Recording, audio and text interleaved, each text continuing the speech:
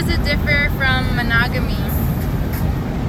Polyamory to me is different because it has to do with more than one person, and there's a lot more communication.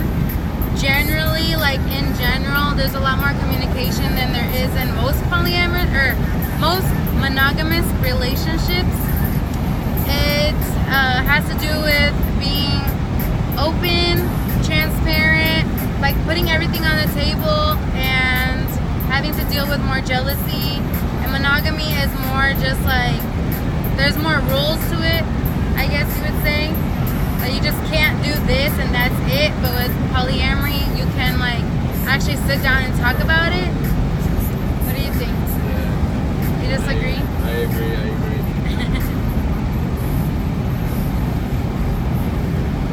The number two, isn't that just cheating? I would say no, because cheating is basically what goes against any of your boundaries. Like, for the fact that it's in the open and your spouse is okay with it, it's not cheating. And it doesn't feel like cheating either. Like, when I see my spouse, when I see him loving somebody else, well, we do it together, so it's different too. When I see him loving somebody else or interacting intimately with somebody else, I don't feel like it's cheating. I would only feel like it's cheating if he does it behind my back. What do you think? Yeah. Yes. Put more words in it. Yeah, I agree to everything you said. Oh, He's more quiet, guys. shit. Yeah. Number three. What are the boundaries of this kind of relationship? Me personally, I think every relationship, every type of polyamorous relationship, even monogamous relationship, has their own set of boundaries and rules. So I think it differs between just the people in the relationship, and also we have different boundaries with different girls that come into our relationship. Like our main boundary is, what is it? Communication. No men. Oh, no, man. He forgot. Our main boundary and rule is no other men except him. So that's ours. I think that's the main rule that we have. Other than that, everything else has to go through me.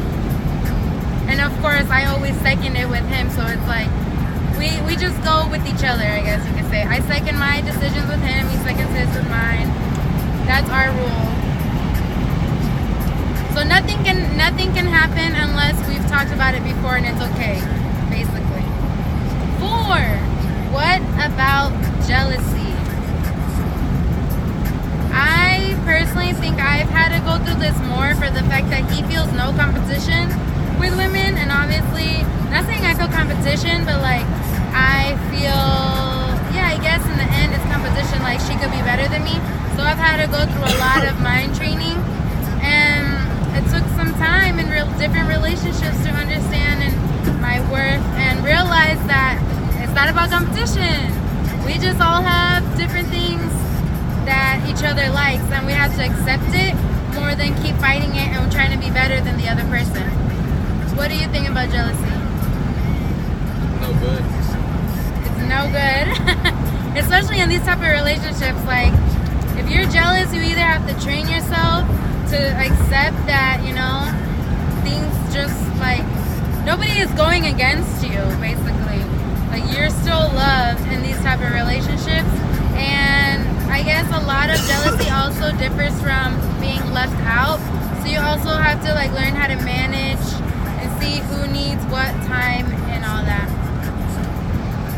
5. When did you realize you might be polyamorous? You answer this. I don't know what time, what day, everything. What time, what day? When did you realize you were polyamorous? When did you think about I'm polyamorous? What made you think? What happened in our lives that made you think you're polyamorous? I don't know, it's a hard question. Just when it happened? It happened. Just when he started having feelings for another person, like he does with me, basically. And me, I realized I was polyamorous since we got married, to be honest. I was like, whoa, I guess I could love 2 people at the same time. trafficking. We're on the road. I guess I'll just hold it still like this. And somebody, I didn't know what polyamory was until literally somebody told me the vocabulary word. I went to look it up and I was like, oh, that's me. Number 6. How did y'all meet? Well, we don't have a third or a fourth or a fifth because, yeah, we have like a different type of dynamic right now. But we met, funny thing, we met in church. And I used to go to church every Sunday, and he went visiting with his sister. Me and his sister were really good friends, and we just hit it off. And now we don't go to church, not because we're not like, we don't believe in God or anything. It's just we have different religious views. We don't really believe in religion, just believe in God. So we don't go to church. What's the biggest challenge you face as a polyamorous person? The hardest what? Challenge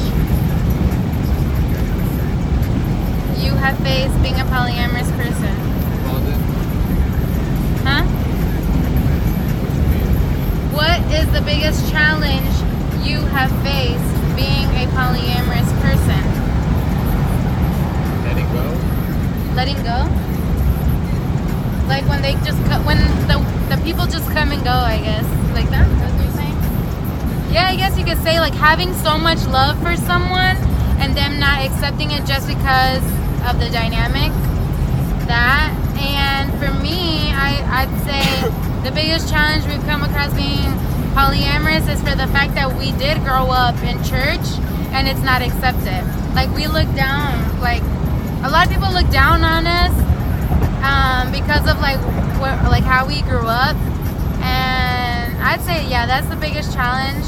Everything else is like we go through it together, so it's not really a challenge. And yeah, because we can't choose what other people, or we can't change what other people think or how they treat us or how they think. So that I'd say that's the biggest challenge. Would you agree? You know? Yeah. Yours is way better than mine. Shit. All right, That's so why I that's tell you to the go first. that's the end of our questions. Thank you so much for choosing us to be in your documentary, and I hope you guys just spread love, and change life. And I'm just gonna put my quote out there because I think you guys should know it. It's not a rough life, it's a rough moment. You will move past it and you will own it. Bye.